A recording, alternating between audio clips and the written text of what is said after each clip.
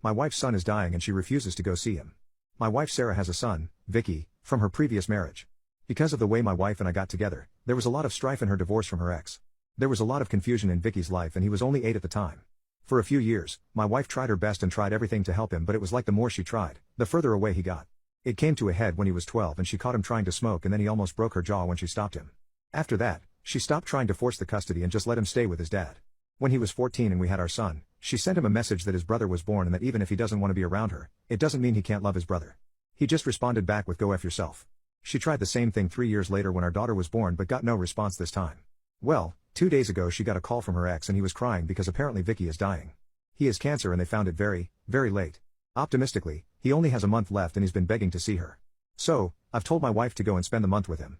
She can work online for a month or take a leave or just quit if they don't understand.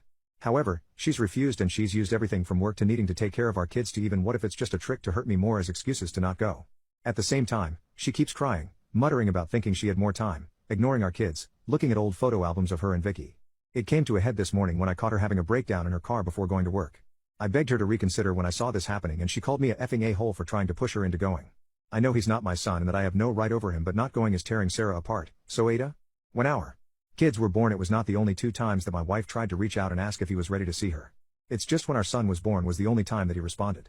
She tried up until his graduation when even his father tried to get him to invite her. She sent him money, presents and everything for his birthdays. And as for when he struck her when he was 12, he did so with a hockey stick and then kicked her when she fell. She forgave him for that because she knew what he was going through and he's her child, but she decided to stop seeing him then because she didn't want her presence in his life to make him more violent. What if he hit another kid was her thought process. She took him to therapy, she tried so much but he was non-responsive then and now he's paying the price for that.